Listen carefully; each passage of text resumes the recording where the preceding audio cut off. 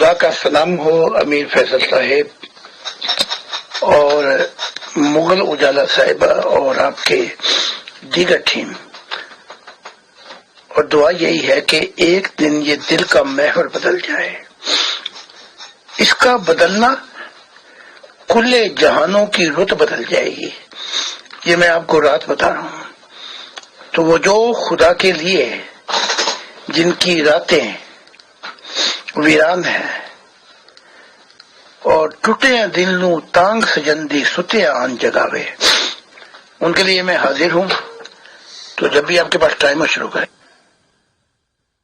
السلام علیکم ورحمۃ اللہ وبرکاتہ to all dear group members of pure discussion group. ہم آج ایک بار پھر سے محترم زاہد خان صاحب کا پرخلوص استقبال کرتے ہیں پیور ڈسکشن گروپ میں۔ ان کو ویلکم کہتے ہیں، خوش آمدید کہتے ہیں۔ آئیں محترم زاہد خان صاحب اور سوال و جواب کی ایک اور نشست خدا کے فضل و کرم سے ارینج کرتے ہیں، اور مغل میم آپ سے بات چیت کریں گی۔ شکریہ۔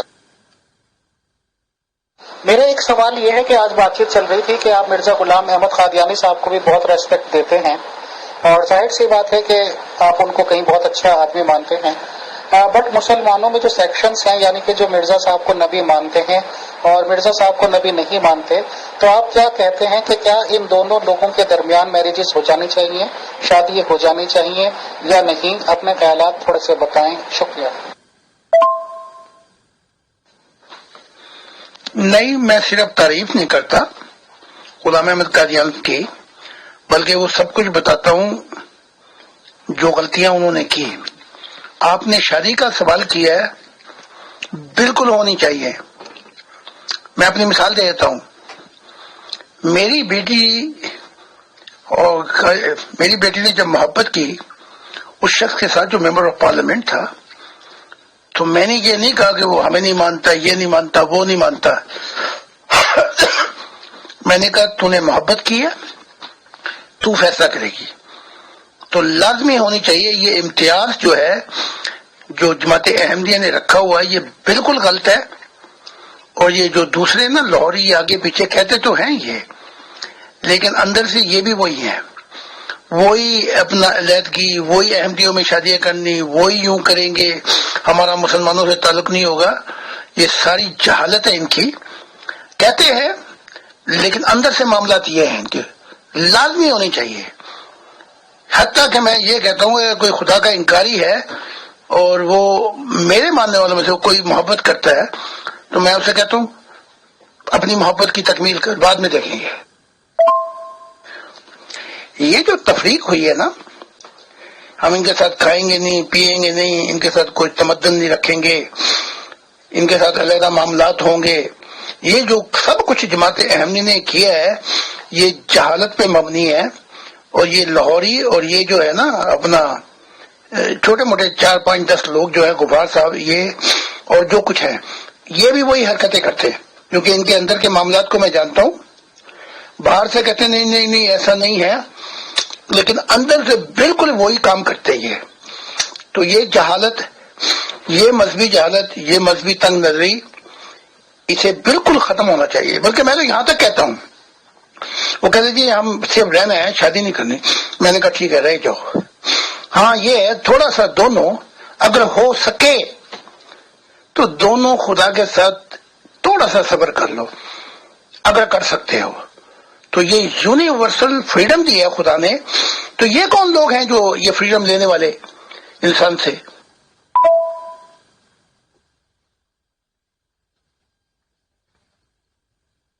چلے تو بھائی بالکل سنسیئر اور سیریسلی میں بتاؤں آپ کو کہ جو بزرگوں کو گالیاں دینے والا بندہ ہوگا نا، وہ خود ہی تیار نہیں ہوگا قادیانی لڑکی سے شادی کرنے کے لیے۔ بہت سیدھی اور سچی بات ہے، کیونکہ اسے کیا اپنی کمیونٹی میں کمی پڑی ہے لڑکیوں کی اپنے، اگر وہ نیو مسلم میں ہوا ہے تو پورا مسلم ورلڈ کھلا ہوا ہے اس کے لیے۔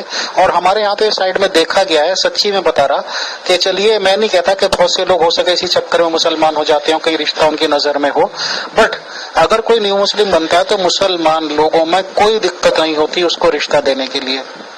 رہی بات اس کی کہ اگر کوئی نیو مسلم بھی قادیانیوں میں تیار ہوگا بھی تو وہ بالکل اس طرح کا لہجے والا تو ہو ہی نہیں سکتا جو مرزا صاحب کو غلط سلط کہتا ہو، کیونکہ اگر وہ انہیں غلط کہتا ہوگا تو وہ قادیانی لڑکی کو ویسے ہی پسند نہیں کرے گا.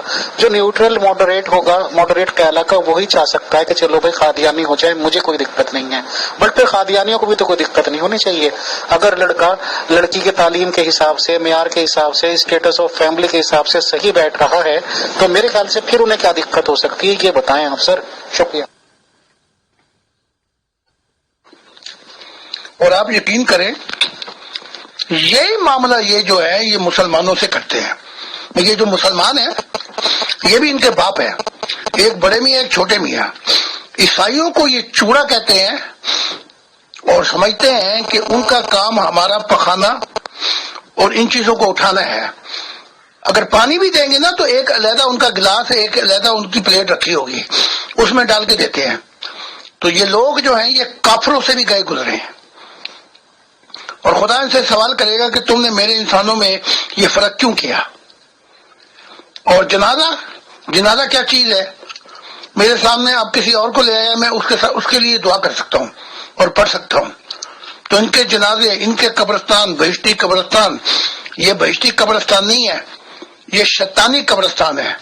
لوگ جا کے خلیفہ کی پیروں میں پڑتے ہیں کہ جی ہمیں واپس لے لیں، ہم آئے، اور کتنی کتنی تلے منتیں کرتے ہیں تب، اور پھر پیسے دے دے کے اپنا نام بہشتی مقبرے میں لکھاتے ہیں. یہ سب جہالتیں ہیں، اور ایسا کرنے والوں کو پہلے ہی خدا پکڑ لے گا. تم نے میرے انسانوں کے ساتھ اتنا فرق کیوں کیا تھا؟ وہاں دیکھوں گا یہ کیا کہیں. السلام علیکم ورحمۃ اللہ وبرکاتہ. جی محترم، میں سن رہی ہوں، شاید فیصل بھائی نے کوئی اور سوال کرنا ہے، اس کے بعد انشاءاللہ حاضر ہوتے.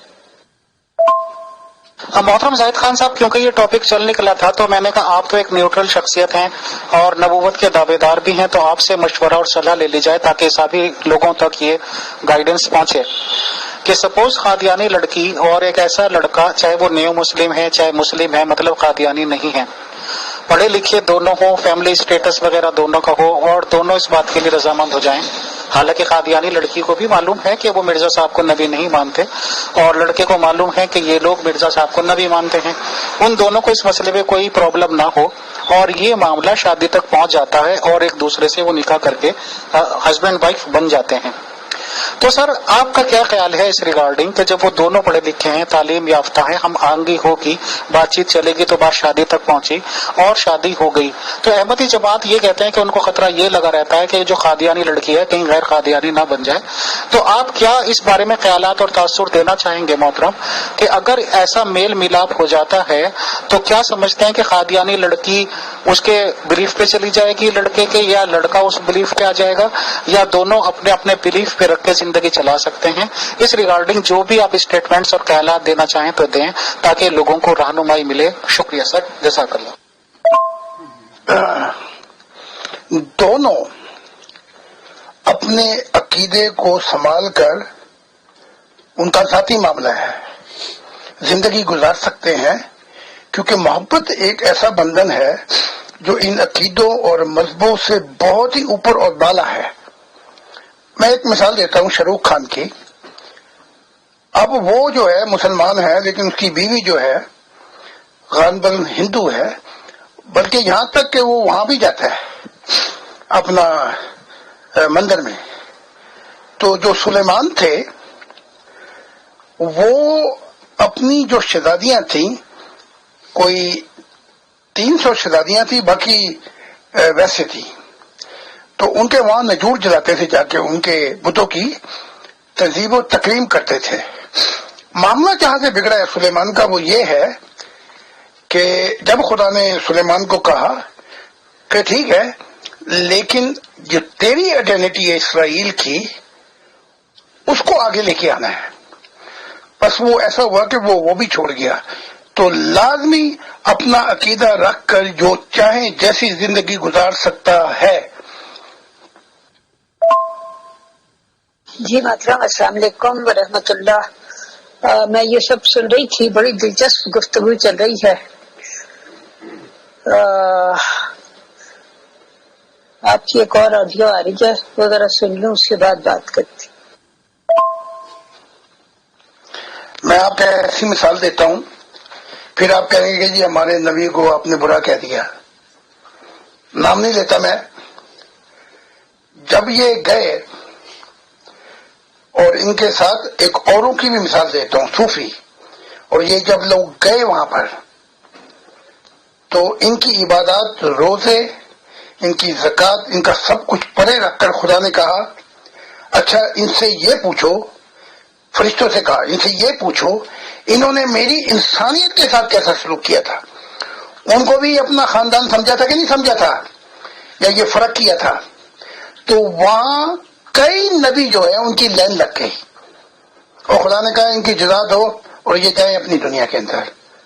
تو ہم تو کوئی فرق نہیں کرتے، اور یہ فرق کر کے ہم خدا کے حضور یہ کہیں کہ خدا نے مجھے دل بنایا، یہ ظلم ہے انسانیت پہ، کہ ان کی محبت کے آگے یہ تمہارے عقیدے، یہ تمہاری رسمیں، ٹریڈیشنیں، یہ تمہارے مذہب آ جاتے ہیں.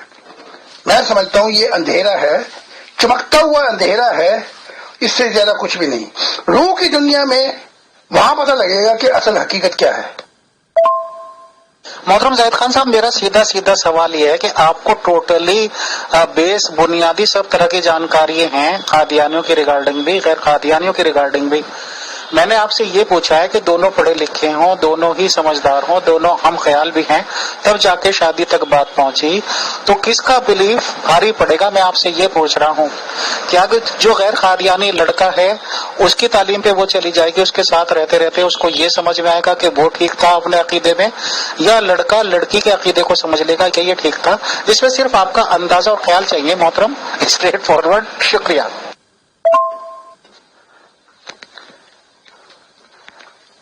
امیر صاحب میں یہ مفصل جواب دے چکا ہوں. عقیدہ جائے بھاڑ میں، عقیدہ آئے گا بعد میں. پہلے ہے محبت، پھر یہ پرائیویٹ معاملہ ہے مذہب کا. اگر آدمی اس عورت پہ ٹھوستا ہے تو بے انصافی کرتا ہے، عورت اگر اس پہ ٹھوستی ہے تو وہ بھی بے انصافی کرتی ہے. یہی تو میں بتا رہا ہوں آپ کو. میرا نظریہ یہ پرائیویٹ میٹر ہے. لیکن اگر عورت کہتی ہے میں آپ کے عقیدے کو لیتی ہوں خوشی سے، تو ہمیں کیا اعتراض ہو سکتا ہے؟ کہ آدمی یہ کہتا ہے کہ میں لیتا ہوں تیرا عقیدہ، ہمیں اس سے کوئی اعتراض نہیں ہے. We are talking of freedom of universal freedom of mankind. ہم تو اس قوم کا کی آزادی کی بات کر رہے ہیں جو خدا دے رہا ہے. تو اب یہ کہ کس کا بھاری پڑتا ہے، اگر دونوں ہی تنگ نظر ہیں تو محبت جائے گی خاک میں، پھر وہ بعد میں ہوگی طلاق اپنا. تو میں نے تو آپ کو کھول کے بتا دیا ہے. محترم زاہد خان صاحب، بالکل بہت شکریہ، بہت جزاک اللہ. اور آپ سے ہمیشہ ہی رہنمائی جب لینے کی کوشش کرتے ہیں تو بہت دل کو سکون ملتا ہے. بالکل سر، حق کی بات ہے، سچ کی بات ہے کہ اگر یہ سب چیزیں میٹر کریں تو دو اس طرح کی شخصیات ساتھ میں آ ہی نہیں سکتے. اور جب آئیں گے، جب ان کا ان چیزوں کی طرف نہ دھیان زیادہ ہوگا، نہ کوئی مسئلہ ہوگا، نہ ہی یہ ٹاپک ہوں گے، نہ ہی ان کی اتنی زیادہ امپورٹنس ہوگی. اور بالکل آپ نے بنیادی باتیں کی کہ یہ میٹر بالکل ابھی سے نہیں ہے دماغوں میں، تو ہی ایسی دو شخصیات آپس میں آگے چلنے کی اور بڑھنے کی سوچ سکتے ہیں. بہت شکریہ، بہت جزاک اللہ سر. جی محترم، آپ بالکل درست فرما رہے ہیں. فیصل بھائی دیکھیے، وہ کہہ رہے ہیں کہ عقیدہ جائے بھاڑ میں، یعنی محبت جو ہے وہ ٹاپ پریورٹی پر ہوگی. آپ دیکھیں دنیا میں کتنے لوگ ہیں جن کو محبت کی نعمت میسر آتی ہے. وہ کہتے ہیں محبت کے لیے کچھ خاص دل مخصوص ہوتے ہیں، یہ وہ نغمہ ہے جو ہر ساز پر گایا نہیں جاتا. تو اگر کسی کی زندگی میں یہ سنسیئر اور پاک محبت آ جاتی ہے تو اس کے بعد باقی سب چیزیں کیا معنی رکھتی ہیں. خدا نے تو خود انسان کو محبت کے جذبے کی وجہ سے ہی تخلیق کیا ہے. تو میرا بھی ذاتی طور پہ خیال ہے کہ محبت جو ہے وہ اس کو ٹاپ پریورٹی پہ رکھا جانا چاہیے. اور بیوی ہے میری وکیل، اگر کہیں تو فٹافٹ لکھ کر میں اسٹامپ پہ سنگیچر کر کے بھیج دیتا ہوں. میں نے آج تک اپنی بیوی یا کسی اور کو مجبور نہیں کیا. ہاں، وہ رفتہ رفتہ جب انہوں نے کہا کہ یہ یونیورسل تعلیمات میں صبر کرنا چاہتی ہوں تو یہ اس کا ذاتی معاملہ ہے. تو جب خدا آپ کو یونیورسل آزادی دے رہا ہے، دماغ کی، شعور کی، ضمیر کی، دل کی، روح کی، اور پھر آگے سے شریعت بھیج دے، ایک طرف آزادی دے، دوسری طرف کہ یہ نہیں کرنا، یہ نہیں کرنا، یہ نہیں کرنا، یہ خدا کی شریعت ہو ہی نہیں سکتی. ایک طرف آزادی دے، دوسری طرف انکار کر دے، یہ ایسا نہیں ہے. خدا گائیڈنس دیتا ہے، مجبور نہیں کرتا. مجبور تو اس نے ابلیس کو بھی نہیں کیا، مجبور تو اس نے آدم کو بھی نہیں کیا. ہمیں یہ چیزیں یونیورسل پوائنٹ آف ویو سے دیکھنی پڑیں گی. جی محترم زاہد خان صاحب، بہت اچھی گفتگو چل رہی ہے، اور میں بھی آپ کی 100% تائید کرتی ہوں. کیونکہ دیکھیں، خدا کا دنیا کو گلوبل ولیج بنا دینا، اس کا مطلب ہے کہ وہ انسانیت کو ایک پلیٹ فارم پر اکٹھا کرنا چاہتا ہے. لیکن جو مذہبی رہنما، پنڈت، ٹھیکیدار ہیں، وہ اپنے اپنے محدود منافع کے لیے انسانوں کے مابین طرح طرح کی دیواریں کھڑی کرتے رہتے ہیں، اور خاص طور پر عقیدوں کی دیواریں. وہ محبت ہی کیا ہے جہاں عقیدے کی بنا پہ انسان ایک دوسرے کے ساتھ کسی قسم کا اختلاف رکھے؟ وہاں تو محبت پنپ ہی نہیں سکتی. وہ کہتے ہیں، بھوک نہ دیکھے باسی بھات، نیند نہ دیکھے ٹوٹی کھاٹ، اور عشق نہ دیکھے نسب و ذات. تو نہ عشق نسب و ذات دیکھتا ہے، نہ عقائد دیکھتا ہے. یہ اس سے اوپر کی ایک ماورائی اور روحانی چیز ہے. میں ایک بڑی بھاری بات کہنے لگا ہوں. یہ مذہب والے گدھوں کی طرح کتابیں لاد کے چلتے رہتے ہیں، لیکن کبھی گہرائی میں جا کے انہوں نے ان موتیوں کو نہیں پایا. آپ کہتے دیکھیں، ہم کہتے ہیں نا، یہ یہودی ہیں، یہ عیسائی ہیں، یہ مسلمان ہیں، یا یہ ہندو ہیں. قرآن کھول کے دیکھ لو، یہ اپنے قرآن سے بھی جاہل ہیں. قرآن بات کر رہا ہے آدم سے نوح، ابراہیم اور سب انبیاء کی لسٹ لگا کے بات کر رہا ہے، اور خدا کی ذات ان کے مذہب کا انکار کر رہی ہے. وہ کہتی میں جانتا ہی نہیں. خدا کی ذات کہہ رہی ہے یہودی کون ہوتا ہے، عیسائی کون ہوتا ہے، اور مسلمان کون ہوتا ہے. سب کی بات کر کے خدا کی ذات ان کے قرآن میں کہہ رہی ہے، انی ھذی امتکم امۃ واحدہ، تم ساری امتیں ایک ہی امت ہو، اور میں تو تمہیں سمجھتا ہی نہیں یہودی، عیسائی اور مسلمان اور ہندو. تم ایک ہو میرے لیے. کوئی مذہب کی تقسیم نہیں کی خدا نے. ساری امتیں بھاڑ میں جائیں، میرے لیے تم صرف ایک ہی ہو امت. وہی تو ہم کہہ رہے ہیں، ایک انسانیت کا خاندان. اور پھر خدا کیا کہتا ہے، بڑی مختصر طریقے سے بتا دیتا ہے، میں تمہارا رب ہوں، میری پوجا پاٹ اور پرستش کرو تاکہ تم بھی اس محبت کو پا جاؤ. سوری، ایک ضروری فون آ گیا تھا، معافی چاہتی ہوں.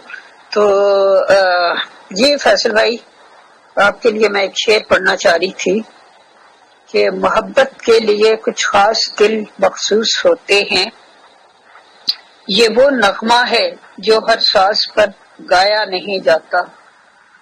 تو فیصل بھائی، اگر کسی کی زندگی میں محبت آئے، محبت بہت ہی ایک حساس جذبہ ہے، اور بڑے ہی پتہ نہیں، میں سمجھتی ہوں کوئی کس طرح سے وہ بڑے ہی ایک ماورائی طریقے سے کسی کے دل کی دنیا میں قدم رکھتی ہے. یہ عام چیز نہیں ہے، تو اس کی قدر کی جانی چاہیے. دیکھیں، مولانا روم، مولانا جامی، یہ فتووں والے مولوی تھے، تکرار و بحث کرنے والے مولوی تھے. یہ قرآن کو اندر سے شریعتیں دکھانے والے تھے، کافر کے فتوے لگانے والے تھے. جب مولانا روم اور اس مولانا جامی کو تھوڑا سا عشق خدا کا، محبت الہی اور الفت کا ایک جام پیا تو کیا کہتے ہیں مولانا جامی، بندہ عشق شدی ترک نسب کن جامی، درے راہ فلاں ابن فلاں چیز نیست۔ اے جامی، جب خدا کی عشق اور محبت کی دنیا میں قدم رکھتا ہے تو وہ کون سا سلسلہ ہے کہ آدم اور ملت ابراہیم، وہاں تو سارے رستے نابود ہو جاتے ہیں، وہاں پھر کچھ بھی نہیں رہتا، پھر ایک سنگ میں یار، ایک ہم سفر رہ جاتا ہے کہ بندہ عشق شدی ترک نسب کن جامی، چھوڑ ان نسبوں کو، چھوڑ ان مسبوں کو، درے راہ فلاں ابن فلاں۔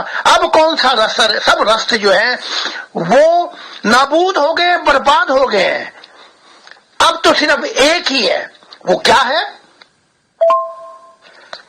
حرم اور دہر کے کتبے وہ دیکھے جس کو فرصت ہے، یہاں حد نظر تک وہ خود ہی عنوان محبت ہے۔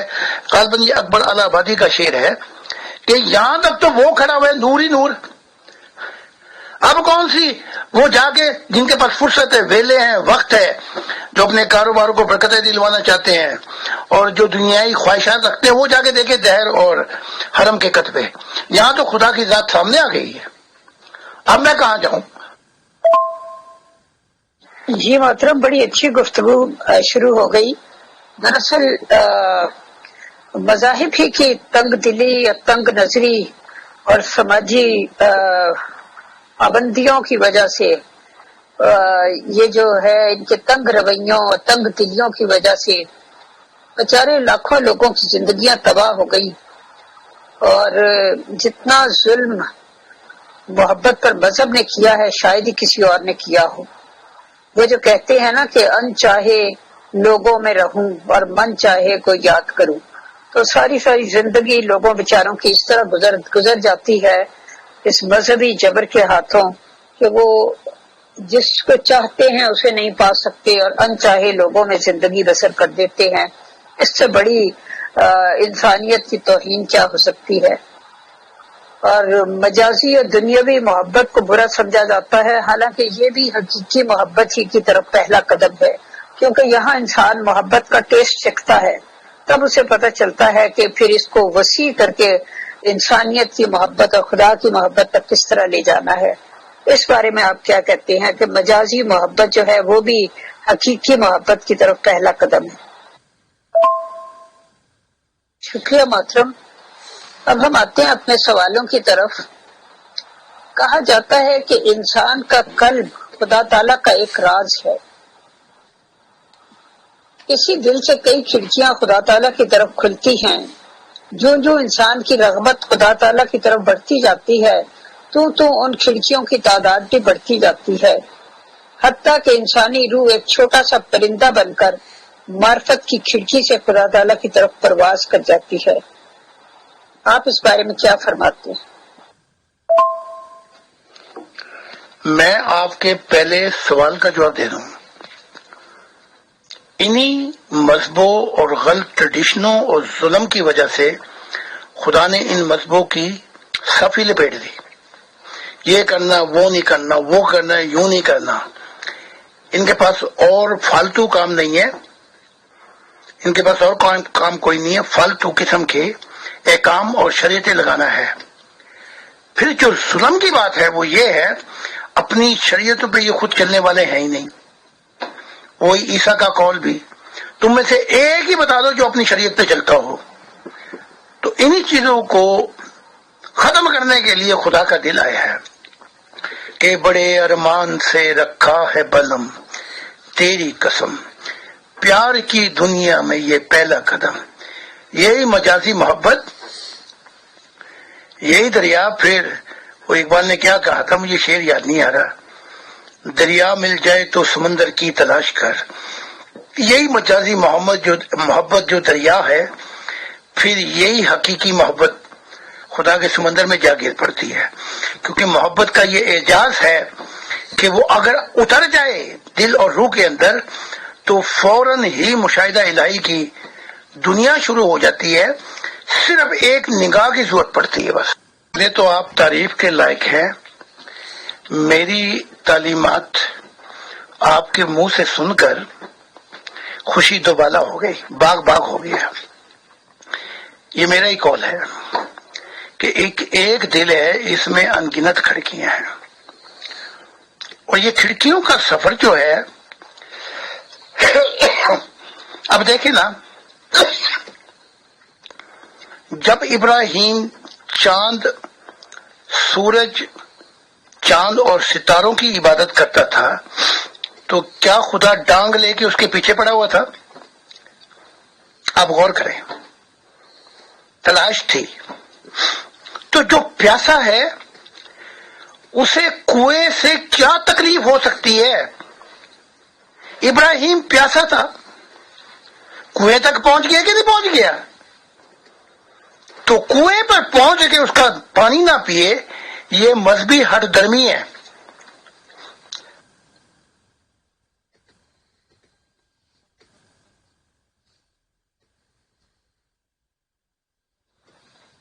پہلے تو آپ تعریف کے لائق ہیں۔ ہم نے جو کمالات اور معجزہ دیکھ رہا ہوں میں، معجزے اس یورپ میں، وہ یہ ہے کہ نہ وہ مذہبی ہے وہ شخص، نہ یہ لوگ مذہبی ہیں، مذہبی کو چھوڑ بیٹھے ہیں، خدا کا انکار کر بیٹھے ہیں۔ محبت کی تعلیم جب پڑھی، ملن بھی نہیں ہوا، ملاقات بھی نہیں ہوئی، کوئی سوئٹزرلینڈ بیٹھا ہے، کوئی ہالینڈ، ناروے، ڈنمارک، کوئی کہیں بیٹھا ہوا ہے، بس کتاب پڑھی اور محبت دل میں تھی، فوراً ہی خدا آ گیا، حقیقی خدا آگے سامنے کھڑا ہو گیا۔ وہ جب عطر دکھا رہے تھے نا کہ وہ دیکھو، انہوں نے کیمرے میں دکھا دیا کہ وہ دیکھو نور ہے، تو یہی حقیقت ہے، وہ ایک دم ہی آ گیا، کیونکہ خدا کی ذات محبت کی پیاسی اور بھوکی ہے۔ تو جو ظالم پیار نہ سمجھے، جو محبت کو نہ جان سکا، وہ ظالم پیار کیا جانے۔ پھر یہ تلوار ہے جو چلتی رہتی ہے، ظلم کی، مذہبوں کی تلوار، شریعتوں کی تلوار، ٹریڈیشنوں کی تلوار، اور انسان کا جینا دوبر کر دیتے ہیں یہ۔ اب وہ تلوار کو کیا بتا کہ گلا کس کا کٹتا ہے؟ اس کلچر، تہذیب، تمدن جو خدا نے کہا تھا، اس مذہب کو بھی چھوڑ، اس کلچر کو بھی چھوڑ، ٹریڈیشن، ان سب کو بھاڑ میں جائیں، میں تجھے نئی دنیا دیتا ہوں۔ جی محترم، شکریہ، آپ نے بالکل درست فرمایا۔ خدا تعالیٰ تو اپنے رحم، اپنے فضل اور اپنے کرم اور اپنی انسان سے جو محبت ہے، اس کے ساتھ اس کو بہت کچھ دینا چاہتا ہے، پر افسوس کہ ایک تو انسان کے پاس شاید جھولی نہیں ہے کہ وہ کچھ دے سکے، اور دوسرا یہ ہے کہ وہ جس مذہب اور نظریے کا پابند ہوتا ہے وہاں جکڑا ہوا ہوتا ہے، یعنی دلدل میں گھسا ہوا ہوتا ہے، پھنسا ہوا ہوتا ہے، وہاں سے اس سے کوئی نکالنے والا نہیں ہوتا۔ اور ہر مذہب والا چاہتا ہے کہ ہم نے جو چھوٹے چھوٹے جوہر بنا رکھے ہیں، بس تم انہی سے گدلا پانی پیتے رہو جو ہم تمہیں پلائیں، اور خود نہ اٹھو، نہ دریا کی تلاش کرو، نہ کوئی ایڑی مار کر کوئی نیا چشمہ پھوڑو، کچھ نہ کرو، بس جو ہم نے جوہر تمہارے لیے بنایا ہے اسی میں سے پانی پیو اور اسی میں ڈبکیاں لگاتے رہو۔ یہ بڑی بدقسمتی ہے انسان کی کہ کبھی اسے کسی نام پہ اور کبھی کسی نام پہ اس کو قید و بند میں ڈال دیا جاتا ہے۔ تو پھر بہرحال اللہ تعالیٰ بھیج دیتا ہے آپ جیسے لوگ جو انسانوں کی یہ جو ان کے اوپر بندشیں ہیں، زنجیریں ہیں، ان کو توڑ ڈالتے ہیں اور بنی نوع انسان کو آزاد کرانے کے لیے کوششیں کرتے ہیں۔ اگلا سوال یہ ہے کہ کہا جاتا ہے کہ حضرت علی نے رسول خدا صلی اللہ علیہ وسلم سے کچھ ایسے علوم بھی حاصل کیے تھے جو شریعت اور رسالت کے علاوہ تھے، جو علم شریعت اور رسالت کے علاوہ تھے۔ آپ کے خیال میں وہ کون سے ایسے علوم تھے جو وہ لوگوں کو دینا چاہتے تھے لیکن انہوں نے لوگوں کو اس کا متحمل نہ پایا کہ ان کے پاس اتنا اعلیٰ دماغ، دل اور ظرف نہیں ہے کہ وہ ان علوم کو ابزارب کر سکتے؟ یہ کیا دور آیا، لو بدلی بہاریں، میں خدا کی قسم کھا کے کہتا ہوں کہ خدا کی ذات مجھے آج ہی اٹھا لے اگر میں یہ بات جھوٹ کہہ رہا ہوں.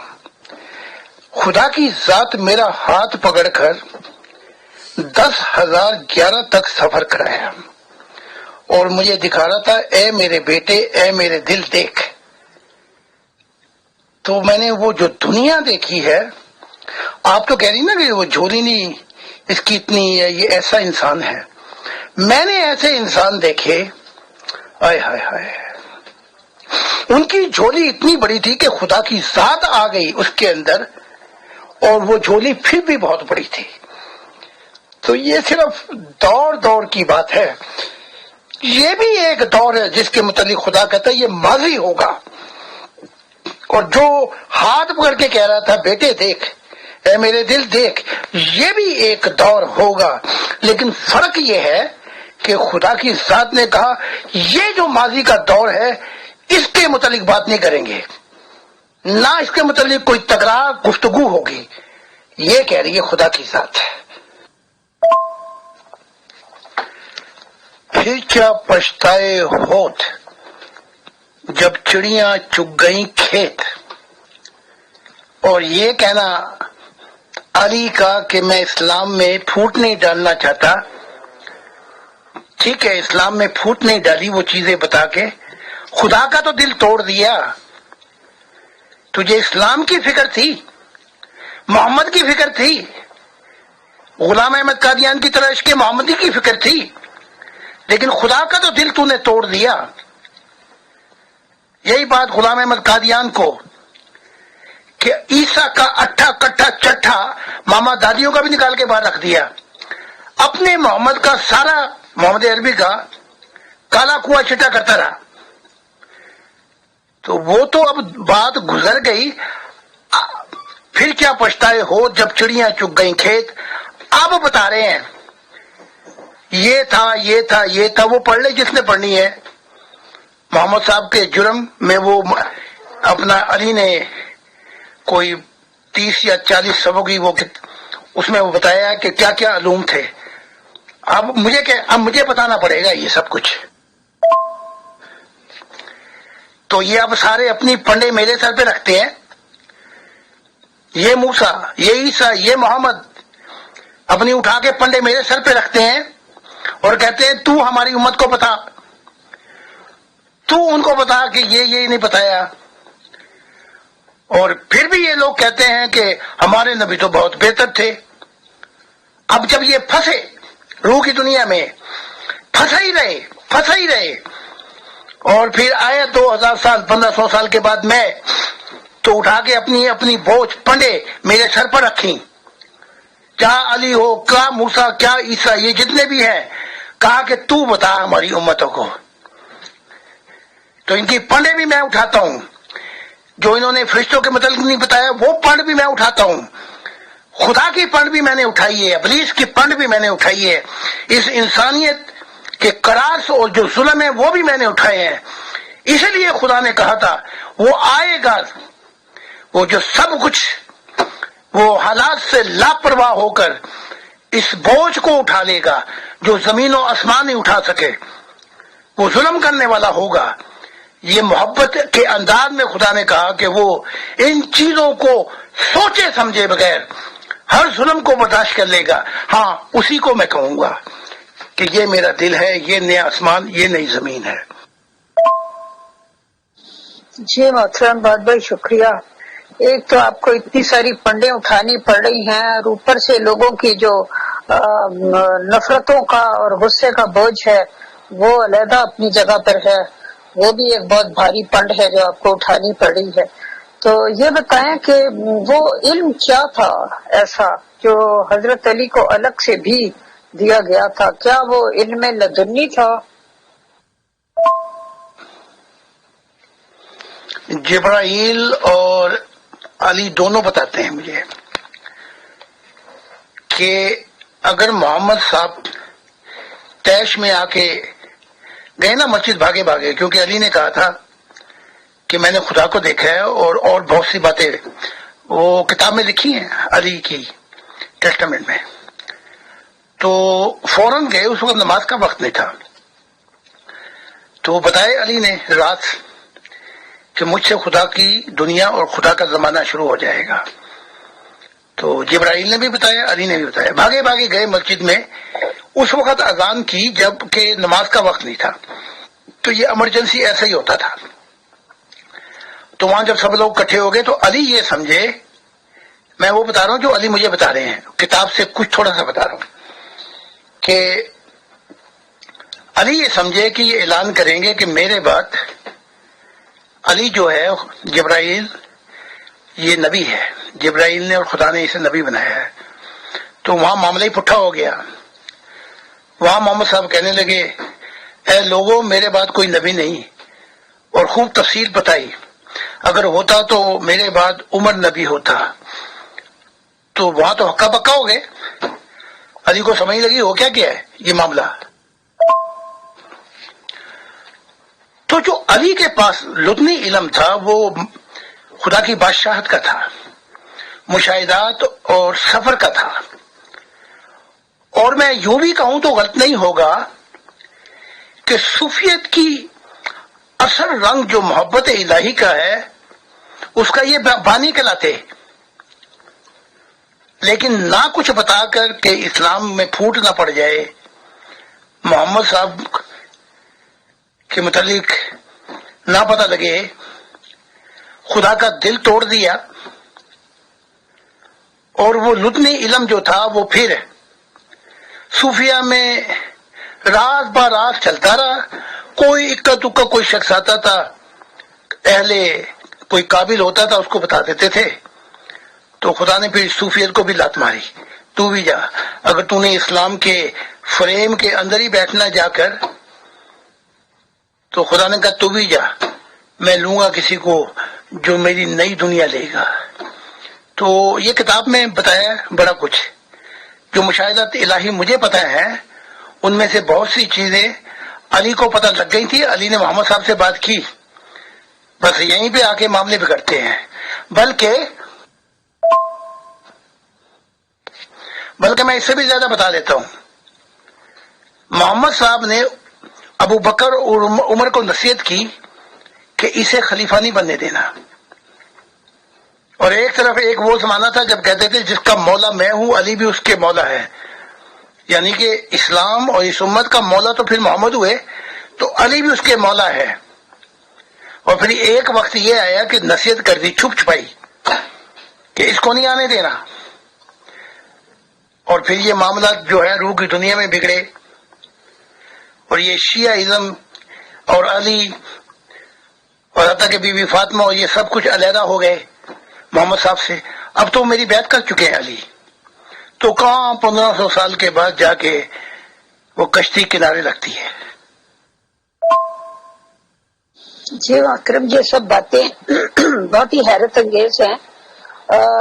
مجھے یہ بات نہیں سمجھ آتی کہ ایک طرف تو جیسا کہ آپ ہی نے بتایا ہے کہ وہ ابن سیاد کی جو کچھ اس پہ نازل ہوتا تھا یا جو وہ پڑھ رہا تھا منہ میں یا گنگنا رہا تھا، جو اس پہ کوئی کلام نازل ہوا تھا ہو رہا تھا، اس کو سننے کے لیے آپ نے بتایا تھا کہ درختوں کی اوٹ لیتے ہوئے چھپ چھپا کے پیغمبر اسلام صلی اللہ علیہ وسلم گئے سننے کے لیے کہ آیا کیا چیز ہے جو اس پہ نازل ہوتی ہے.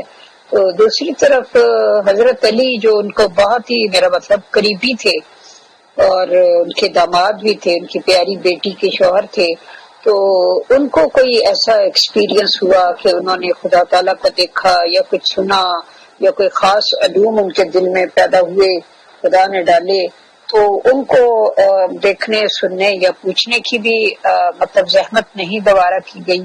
اس کی کیا وجہ تھی؟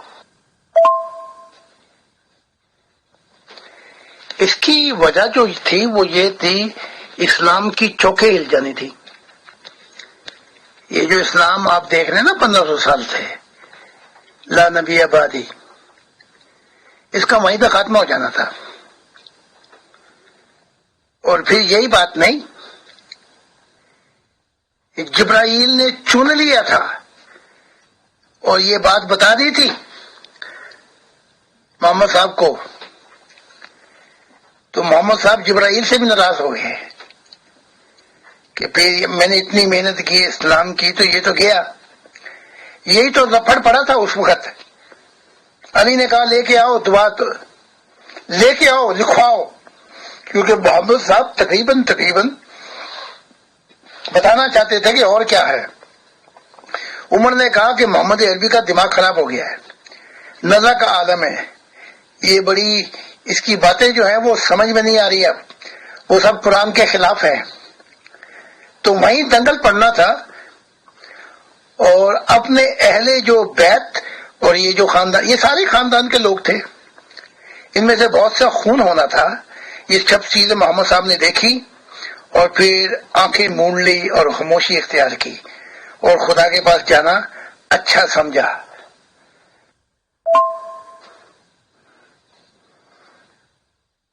حتیٰ کہ علی نے بات یہ کی تو خیر نرم گرم, لیکن حقیقت بات یہی ہے امام بخاری میں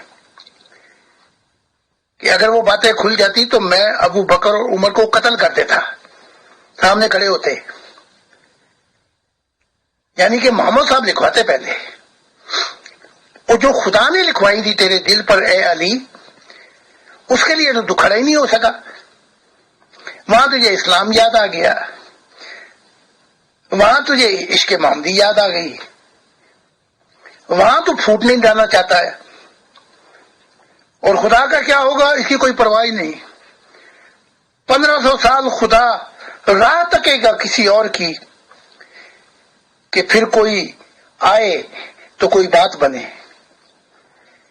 پھر تکے گا کہ زندگی بیت گئی. 1500 سال بہت زیادہ ہے فرشتوں کو ڈھونڈنے میں. زندگی بیت گئی پیار میں جلتے جلتے, نہ کوئی بات بنی, نہ کوئی امید بھرائی, نہ کوئی بات بنی. اتنی مدت دراز کے بعد پھر کوئی آتا ہے. اب کیا بتائیں, غم کی آنکھ سے دل کھولتا ہے, خون کے آنسو پینے پڑ جاتے ہیں. جی محترم, بہت شکریہ. ایک اور چیز جو مختلف لوگوں سے گفتگو کے دوران مجھ پر عیاں ہوئی کہ ایک نظریہ یہ ہے کہ جب موت کا وقت آتا ہے تو جو لوگ گناہ گار ہوتے ہیں وہ دیر تک جانکنی کے عالم میں پھنسے رہتے ہیں, ان کی جان بڑی مشکل سے نکلتی ہے, اور اس وقت شور مچایا جا رہا ہوتا ہے کہ سورہ یاسین سناؤ تاکہ اس کی جان نکل جائے آسانی سے. اور جو نیک لوگ ہوتے ہیں ان کی آسانی سے نکل جاتی ہے. اور دوسرا نظریہ یہ ہے کہ اس بات کا نیکوں یا بدوں سے کوئی تعلق نہیں ہے. جو فرشتہ روح قبض کرنے کے لیے بھیجا جاتا ہے اس کو اس بات سے کوئی دلچسپی نہیں ہوتی کہ یہ نیک روح ہے یا یہ بد روح ہے. اس کا کام صرف جان کو, روح کو قبض کرنا اور خدا تعالیٰ کے حضور پیش کرنا ہوتا ہے. اس کا ان معاملات سے کوئی تعلق نہیں ہے کہ وہ یہ پرکھنے بیٹھے کہ اس کو لٹکائی رکھو اور اس کی جلدی نکال لو. اس بارے میں آپ کیا فرماتے ہیں؟ آپ کو گہرا راز بتا دیتا ہوں, نیکوں اور بدیوں کی روح قبض کرنے سے آگے آ جاتا ہوں کہ ہوتا کیا ہے. رات کا وقت تھا, کوئی 2 یا 3 کا, تو موت کا وقت آیا عیسیٰ پر, جسے آپ ابن مریم, میں ابن زکریا کہتا ہوں. ایک جو تھا وہ اپنا حواری, وہ بھی سامنے بیٹھا ہوا تھا ساتھ ہی. تو جب موت آنے لگی تو فلم چلی, یہ چلتی ہے فلم سب پر.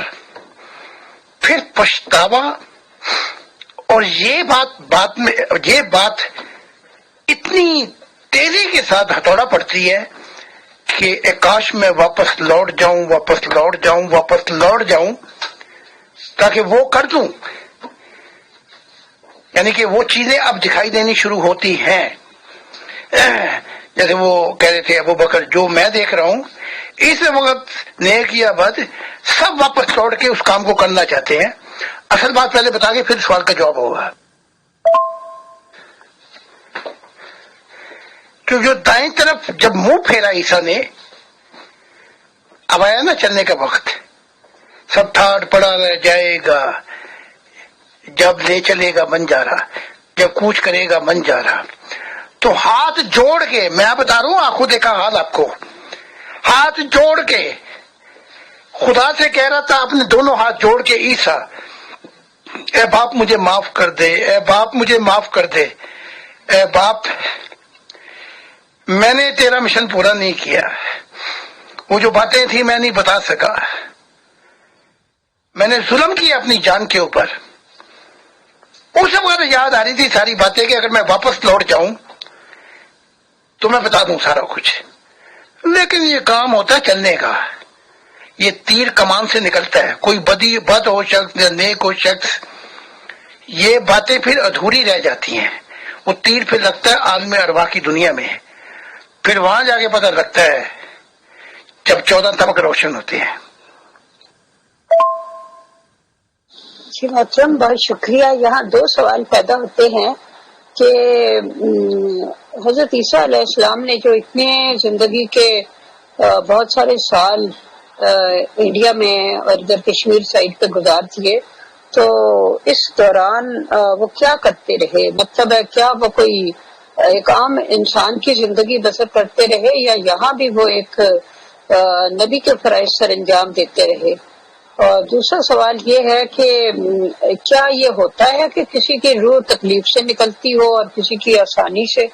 یہ تو آپ نے فرمایا کہ یکدم ساری فلم چلنی شروع ہو جاتی ہے کہ کیسی زندگی گزاری اور کہاں کہاں کمی کوتاہی رہ گئی ہر انسان کے، یہ فلم چلنی شروع ہو جائے. وہ تو چلے ٹھیک ہے، وہ تو بالکل آپ نے درست فرمایا. لیکن کیا جان کنی جو ہوتی ہے کہ جان کوئی اٹک جاتی ہے اور نہیں نکلتی، یہ سب کیا چکر ہے؟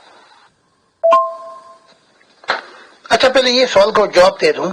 ہاں، جو برے لوگ ہیں، شیطانی لوگ ہیں، شیطانی ارواح، یہ جن بھوت ان کو ہی کہا گیا ہے، انہیں بڑی تکلیف ہوتی ہے اور بڑی کرب کے ساتھ، بڑی تکلیف کے ساتھ وہ ان کی روح نکلتی ہے، یعنی کہ ان کے جسم سے ان پہ بڑی مصیبت ہوتی ہے.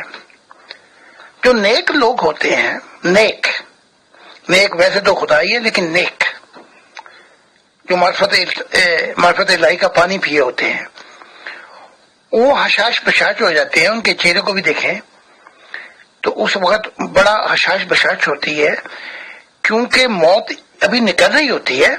تو ان کا پہلا قدم جو ہے وہ جنتوں میں چلا جاتا ہے یا اچھی دنیاوں میں پہنچ جاتا ہے. تو انہیں آواز دی جا رہی ہے، فرشتوں کی طرف سے آواز دی جاتی ہے اپنا دوسرا قدم بھی رکھ.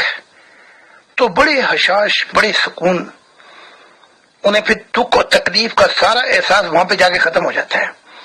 اور یہ جو برے لوگ ہیں، ان کی مصیبت جو جب یہ دیکھتے ہیں وہ اندھیرے، وہ جب دنیا دکھائی ہونی شروع ہوتی ہیں، تو یہ اپنا پہلا قدم بھی پیچھے کو دھکیلتے ہیں. تو پھر انہیں بڑا کرب، تکلیف، مصیبت کے ساتھ ان کی روح نکلتی ہے. اب آتا ہوں سوال کے دوسری طرف. 12 سال کی عمر کے بعد کوئی 13 سال میں لگا لیں کہ یہ کاروان کے ساتھ کشمیر چلے گئے تھے. تو یہ ہندو جوگی بھی رہے، یہ بدھسٹ بھی رہے. انہوں نے وہاں بہت قیام گزارا اور بدھسٹ پریکٹس بھی کی، بہت سی تعلیمات بدھسٹ کی انہوں نے اپنے نام سے بھی پیش کی. پھر یہ واپس آئے ہیں، پھر کراس ہوا، پھر یہ واپس گئے. اچھا، کراس کے بعد جو زندگی ہے واپس جانے کی، اب یہ شخص زیادہ تعلیمات پیش نہیں کی. تھوڑی سی کوشش کی تھی افغانستان میں، تو یہودیوں نے پھر لات ماری. کیونکہ یہ جو مسلمان ہے نا، جو افغانستان میں اگر کوئی کسی کو دیکھنا ہو کہ یہودی کیا چیز ہوتے ہیں، تو افغانستان کے مسلمانوں کو دیکھ لے کہ جب یہودی مسلمان ہو جائے تو پھر کیا کرتا ہے. کشمیر میں بڑی خاموش زندگی گزاری، زیادہ تر وقت میڈیٹیشن اور پہاڑوں پہ اور تنہا گزارا اپنی زندگی کا. کچھ ماننے والے تھے لیکن اس سے زیادہ تعلیم وہاں پھیلانے کی کوشش نہیں کی. ہاں، اس وقت جو والی کشمیر تھا وہ ایک دفعہ سیر و تفریح کے لیے پہاڑ کی طرف گیا ہوا تھا. اس وقت پہاڑ کی طرف گیا ہوا تھا، وہ اپنی کتاب میں لکھتا ہے، تاریخی کتابوں میں، کہ میں نے ایک شخص کو بیٹھا دیکھا تنہا پہاڑ پر، سلام وغیرہ ہوئی تو اس والی کشمیر نے پوچھا کہ تو کون ہے؟ تو وہاں اس نے بتایا کہ میں بنی اسرائیل کی طرف بھیجا گیا تھا، انہوں نے میرے ساتھ ظلم کیا، مجھے کراس دیا، اور ان کی مصیبتوں سے بہت تنگ آ کے ظلم سے میں ادھر آیا ہوں۔ یعنی کہ تھوڑی بہت گفتگو ہوئی، اس کے بعد تاریخ خاموش ہو جاتی ہے۔ تو اس کے بعد جو زندگی ہے عیسیٰ ابن منہ سے نہیں نکلتا ابن مریم، جب خدا کہتے عیسیٰ ابن زکریا، لیکن چلو ہم نے وعدہ کیا ہے، تو پھر یہ زندگی جو ہے وہ تعلیمات پہ نہیں تھی۔ جہاں بھیجا گیا وہاں تو کھڑا ہی نہیں ہوا۔ مجھے بھیجا جائے جرمنی میں، جا کے بیٹھ جاؤں اپنا مری اور گلگت کے پہاڑوں پر۔ جی محترم، بہت شکریہ۔ اگلا سوال پیش کرتی ہوں۔ صوفیہ کہتے ہیں کہ نفس کی تربیت بالکل اسی طرح کی جاتی ہے جیسے جنگل سے باز کو پکڑ کر لاتے ہیں تو اس کی آنکھوں پر کھوپے چڑھا دیے جاتے ہیں، پھر اسے تھوڑا تھوڑا گوشت دیتے ہیں تاکہ اسے مالک کے ساتھ محبت ہو جائے، اس کے ہاتھ سے کھانے کو اور اس کی آواز کو پہچاننے لگے۔ پھر جب تربیت مکمل ہو جاتی ہے تو آنکھوں کے کھوپے اتار کر آزاد چھوڑ دیا جاتا ہے تاکہ وہ مالک کے اشارے کو پہچانے، اور وہ پھر پہچاننے لگتا ہے اور آواز کو بھی پہچانتا ہے اور اس کی اطاعت کرتا ہے۔ تو صوفیہ کہتے ہیں کہ نفس کے ساتھ بھی ایسا ہی معاملہ کرنا چاہیے۔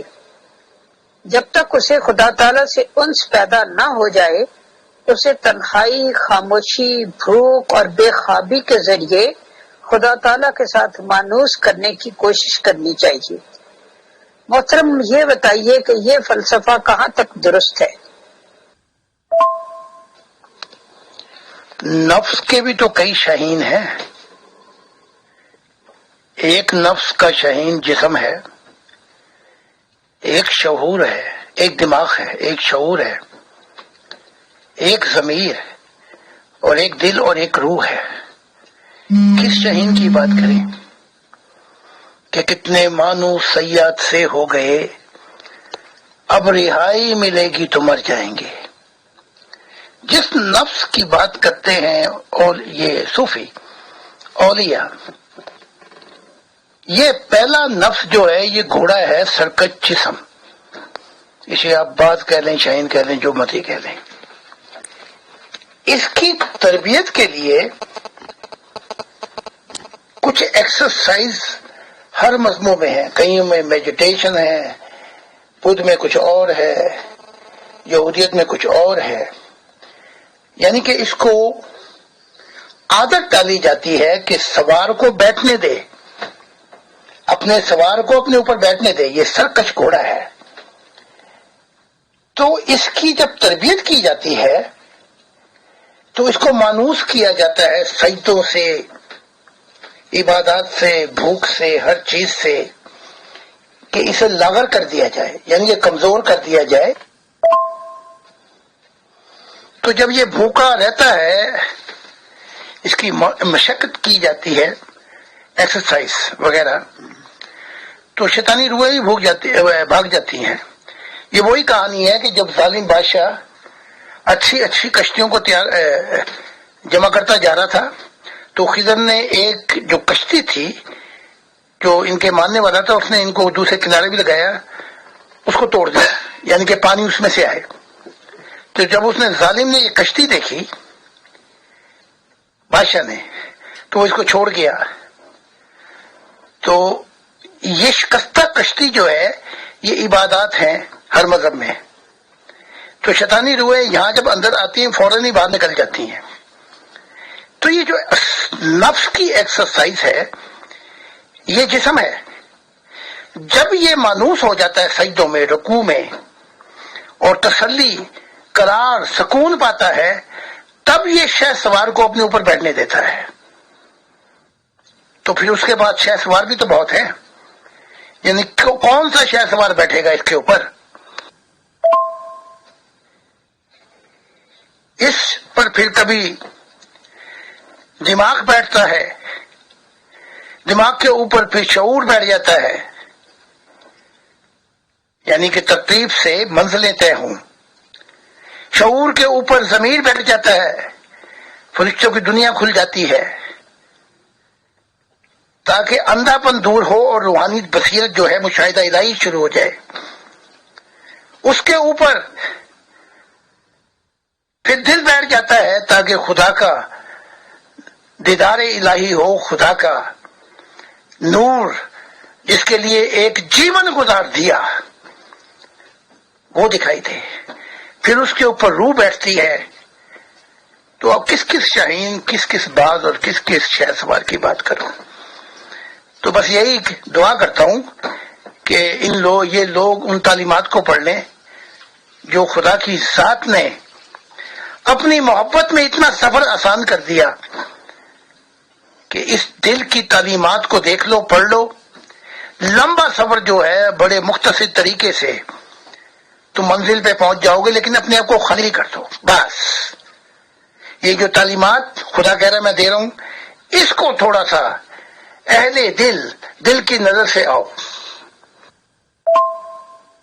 جی محترم، آج کا آخری سوال یہ ہے کہ یہ جو کہا جاتا ہے محبت اندھی ہوتی ہے، اس کا کیا مطلب ہے؟ پہلے سمجھا دوں کہ ایک محبت ہورزنٹل ہوتی ہے افق پر، ایک ورٹیکل ہوتی ہے۔ تو جو افق کی محبت ہے یعنی کہ ہورزنٹل، یہ اندھی ہوتی ہے۔ وہ جو عمودی محبت ہے، اگر میں غلط بیانی نہیں کر رہا، اسے انگلش میں کہتے ہیں ورٹیکل، غلط نہیں کہہ رہا، یہ محبت اندھے پن کو دور کر کے شعور دے دیتی ہے، اور انسان کھلے کائنات، چاہے وہ روح کی دنیا ہو یا یہ دنیا ہو، ہر چیز کو خدا کی آنکھ سے دیکھنا شروع کر دیتا ہے۔ یہ محبت اندھی نہیں ہوتی، اس کے اندر اسی طرح دیکھتا ہے جیسے خدا دیکھتا ہے۔ تو اب جو محبت ہے وہ کیا ہے، مجھے یاد آ رہا ہے اس وقت تھوڑا سا، ٹوٹے ہوئے خوابوں نے ہم کو یہ بتایا ہے یا سکھایا ہے، دل نے جسے پایا تھا آنکھوں نے گوایا ہے۔ یا تو یہ، یا جو ہے وہ پھر دل ایسا ہوتا ہے وہ بھی بلکہ انکار کر دیتا ہے، لیکن آنکھیں جو ہے وہ بے قرار رہتی ہیں۔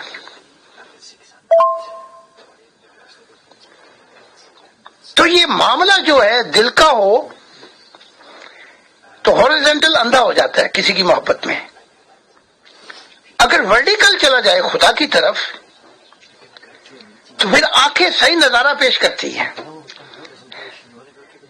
کیونکہ خدا کا نور اس کی آنکھوں تک آ جاتا ہے، وہ آتا ہے تو پھر صحیح چیزیں دکھتی ہیں۔ تو یہ معاملات ہیں۔ تو یہ دو معاملات جو ہیں، جیسے سائنس کے متعلق کہا تھا آئنسٹائن نے کہ سائنس محبت کے بغیر اندھی ہے اور مذہب سائنس کے بغیر لنگڑا ہے۔ تو یہ مختلف قسم کے دل کی کھڑکیاں ہیں، ان کو ترتیب سے سمجھنے کی بڑی ضرورت ہے۔ جی محترم، بہت شکریہ۔ ہمارا پروگرام اب قریب الاختتام ہے۔ آپ اینڈ میں کسی ہستی کے بارے میں جس سے آپ کی عالم ارواح میں ملاقات ہوئی کچھ بیان کرنا چاہیں تو پلیز بیان کر دیجیے۔ Thank you. محترم زاہد خان صاحب، یہ کوشچن حالانکہ میری سمجھ میں نہیں آ پا رہا ہے، بٹ ممبر نے تقاضا کیا ہے کہ میں آپ سے پوچھوں تو پوچھ رہا ہوں کہ دین اور مذہب میں کیا فرق ہے، بتائیں۔ شکریہ۔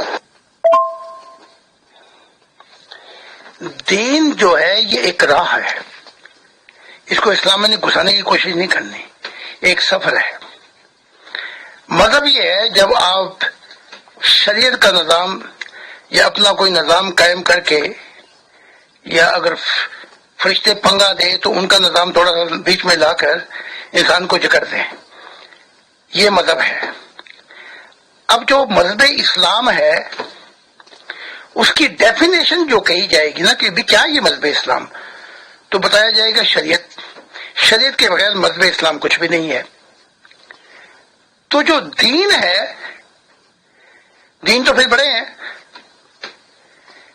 ابراہیم کا بھی تو دین تھا، رستہ تھا، صبر تھا۔ بدھ کا بھی تو ایک دین تھا، صبر تھا۔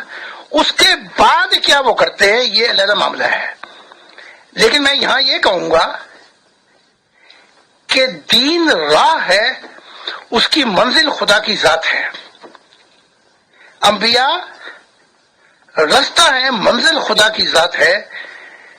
تو یہ دین اور یہ مذہب کی ڈیفینیشن ہوگی، لیکن یہ مکمل نہیں ہے۔ اگلا سفر منزل جو ہے وہ خدا کی ذات ہے۔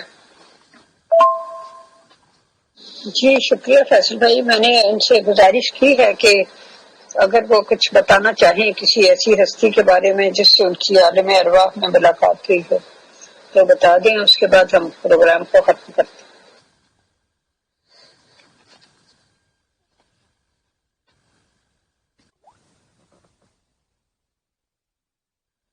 محترم زاہد خان صاحب، یہ کوشچن حالانکہ میری سمجھ میں نہیں آ پا رہا ہے، بٹ ممبر نے تقاضا کیا ہے کہ میں آپ سے پوچھوں تو پوچھ رہا ہوں کہ دین اور مذہب میں کیا فرق ہے، بتائیں۔ شکریہ۔ دین جو ہے یہ ایک راہ ہے، اس کو اسلام میں گھسانے کی کوشش نہیں کرنی، ایک سفر ہے۔ مذہب یہ ہے جب آپ شریعت کا نظام یا اپنا کوئی نظام قائم کر کے، یا اگر فرشتے پنگا دے تو ان کا نظام تھوڑا سا بیچ میں لا کر انسان کو جکڑ دیں، یہ مذہب ہے۔ اب جو مذہب اسلام ہے اس کی ڈیفینیشن جو کہی جائے گی نا کہ بھی کیا یہ مذہب اسلام، تو بتایا جائے گا شریعت کے بغیر مذہب اسلام کچھ بھی نہیں ہے۔ تو جو دین ہے، دین تو پھر بڑے ہیں۔ ابراہیم کا بھی تو دین تھا، رستہ تھا، صبر تھا۔ بدھ کا بھی تو ایک دین تھا، صبر تھا۔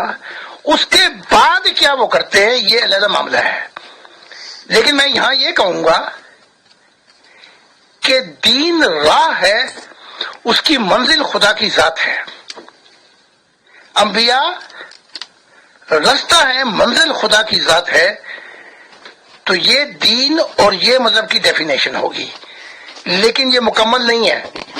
اگلا سفر منزل جو ہے وہ خدا کی ذات ہے۔ جی شکریہ فیصل بھائی، میں نے ان سے گزارش کی ہے کہ اگر وہ کچھ بتانا چاہیں کسی ایسی ہستی کے بارے میں جس سے ان کی عالم ارواح میں ملاقات ہوئی ہو تو بتا دیں، اس کے بعد ہم پروگرام کو ختم کرتے ہیں۔ آج ہم بات کریں گے گرو گوبند سنگھ کی، اور گرو گوبند سنگھ کیا کہتے ہیں۔ گرو گوبند سنگھ یہ 10ویں گرو ہیں،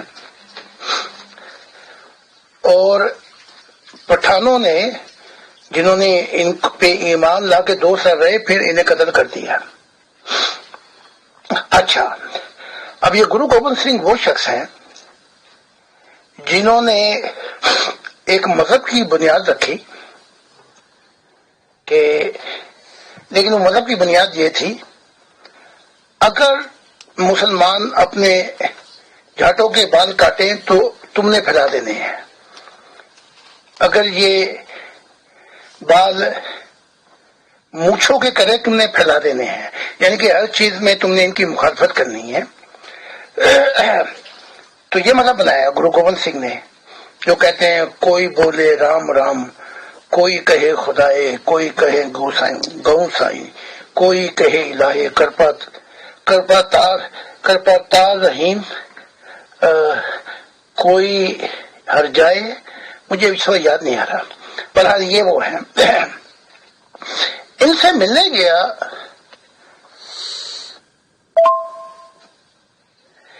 ملنے گیا روح کی دنیا میں، تو بڑے خوش بڑی محبت سے ملے اور کہنے لگے کہ مجھے قتل کروایا ہے محمد عربی نے۔ تو میں نے کہا بھائی وہ کیسے؟ کہا کہ جو مسلمان یہ جو خان تھے ان کو دکھایا گیا تھا، تو روح کی دنیا میں بڑے مخالف ہیں محمد عربی کے. نانک تک تو گزارا ہو جاتا ہے ہر کسی سے، لیکن گرو گوبند مانتے پیار محبت یہ نانک سے ہی رکھتے ہیں، لیکن جس چیز کو احکام کو مانتے ہیں وہ گرو گوبند سنگھ ہے. تو پھر وہاں بتایا گرو گوبند سنگھ نے کہ اس کی وجہ سے میں نے بہت کچھ دیکھا بھی نہیں محمد عربی، اور اس نے مجھے یہ یہاں انجام تک پہنچایا ہے کیونکہ میں نے اس مذہب کی بنیاد رکھی ہے، مذہب کی بنیاد رکھی ہے. تو مجھ سے کہنے لگے کہ میں آپ کے ساتھ ہوں، اور جب آپ پنجاب میں آئیں گے تو پھر میں آپ کے ساتھ کام کروں گا. تو یہ درمیانی دنیا میں ہے گرو گوبند سنگھ. ویسے تو یہ سنگھ کہتے ہیں یہ 10 نور ہیں، یہ سب 10 نور ایک ہی نور میں یہ سب 10 نور ہیں، لیکن حقیقت یہ نہیں ہے. گرو بابا نانک، بھائی انگد، گرو ارجن دیو، یہ وہ لوگ ہیں جو آپس میں ان کا اتفاق ہو جاتا ہے، باقیوں میں بڑی مخالفت ہے. اور نانک کا بھی ان سے بڑا اختلاف ہے کہ تو نے یہ مذہب کیوں بنا دیا. میں تو یہ تعلیم لے کے آیا تھا، نہ کوئی ہندو نہ کوئی مسلمان. تو اگر آج زندہ ہوتے تو کہتے نہ کوئی ہندو نہ کوئی مسلمان نہ کوئی سنگھ.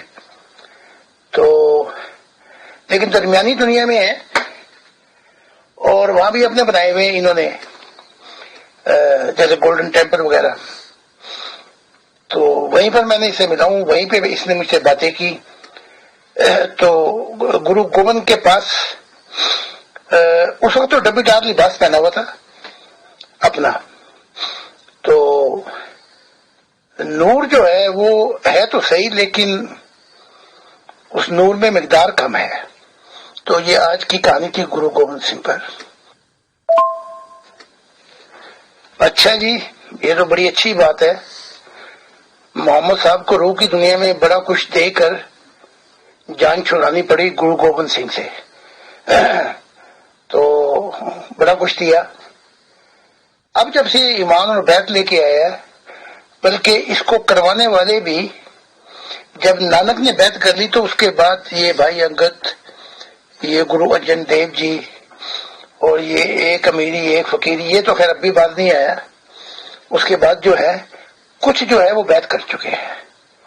تو بڑی اچھی بات ہے. اگر میر فیصل صاحب آپ یہاں پہ اسی شہر میں ہے، جب تیرے شہر سے گزرتا ہوں جانے کیا کیا خیال کرتا ہوں، روز جیتا ہوں روز مرتا ہوں، تو میری ہو نہ سکی یا ہو نہ سکا، یہ میری قسمت نصیب تیرا. تو یہ محبت کے سودے ہیں. کل تو مفتی مبشر نے بڑی جاہلیت اور بڑا اچھا سلوک نہیں کیا. وہ سانڈا آئے ہوئے تھے، نہ ان کو بولنے دیا گیا، اور یہ الٹ پلٹ سوال کر کے جاہلوں جیسے وہ بھی چلے گئے. پھر آپ بھی چلے گئے. پھر وہ بیٹھا ہوا تھا، وہ بھونکتا جا رہا تھا، کہتا تھا میں محمد کا کتا ہوں. تو میں نے کہا محمد کے کتے ایسے نہیں ہوتے، تو صرف کتا ہے. تو باز ہی نہیں آ رہا تھا. تو نہ ادھر یہ مفتی صاحب اس کو خاموش کرا رہے تھے تاکہ بات آگے بڑھ سکے، تاکہ میں بھی کہہ سکوں. تو پھر میں بھی چلا گیا. تو پھر بعد میں معذرت کی اس مفتی نے کہ آپ آئیں میرے ساتھ، اب آپ کا ہوگا. کیا کہتے ہیں موبائلہ.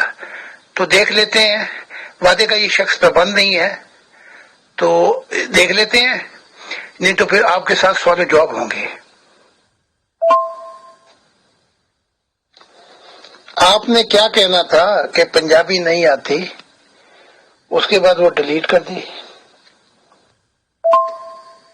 محترم زاہد خان صاحب، یہ بتایا جاتا ہے کہ پہلے تو سفر ٹریولنگ گھوڑوں پہ ہوتی تھی، کیونکہ تو جب یہاں گوبند سنگھ جی کا گھوڑے نے آ کے پیر ٹیک دیے تھے یا پاؤں ٹکا دیا تھا اور وہ بالکل آگے نہیں بڑھا تھا، پھر یہ لوگ سمجھ گئے تھے کہ یہاں پہ رکنا ہے.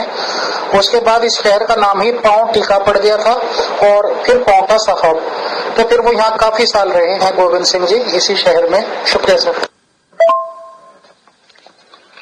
میں بہت شکر گزار ہوں انسانیت کے نام پر امیر فیصل صاحب کا اور مغل اجالا صاحبہ کا. مجھے بار بار وہی بات یاد آ جاتی ہے کہ بس کہ مشکل ہے ہر ایک کام کا آسان ہونا، آدمی کو بھی میسر نہیں انسان ہونا. تو دیگر ٹیم کا بھی بہت میں شکر گزار ہوں. یعنی کہ مارٹن لوتھر کنگ نے کہا تھا regardless the differences but opinion we have we should tolerant and accept each other and then go continue our similar journey which we have a common value. بہت بہت شکریہ، بہت جزاک اللہ. محترم زاہد خان صاحب آپ تشریف لائے اور سوال و جواب کی ایک اور نشست کمپلیٹ ہوئی. انشاءاللہ بہت جلدی اگلی نشست سوال و جواب کی میں آپ کو پھر ویلکم کریں گے سر اور انوائٹ کریں گے. بہت شکریہ، بہت جزاک اللہ. اللہ حافظ. جی آج محبت کے حوالے سے بھی کافی بات چیت ہوئی، تو محبت کے حوالے سے یہاں پر میں ایک نظم محترمہ عرشی صاحبہ کی پوسٹ کرتی ہوں. امیر فیصل صاحب اور مغل اجالا صاحبہ سے عرض یہ ہے کہ فرائیڈے، سیٹرڈے اور سنڈے میری مصروفیات ڈبل ہو جاتی ہیں. تو یہ جمعہ، ہفتہ اتوار، فرائیڈے، سیٹرڈے، سنڈے میں آپ کو وقت دینے سے قاصر ہوں، اور پھر خدا نے چاہا تو پھر منڈے سے پھر شروع کریں گے اسی وقت. تو thank you very much for sympathy and I'm very, once again I am bottom of my heart I regard to say thank you to Amir Faisal, thank you to Mughal Ujala Sahiba, thank you this team and all those people who want to come to know the deepest value of God. انجم تمہارا شہر جدھر ہے اسی طرف، انجم تمہارا شہر جدھر ہے اسی طرف، ایک ریل جا رہی تھی کہ تم یاد آ گئے، ایک ریل جا رہی تھی کہ تم یاد آ گئے.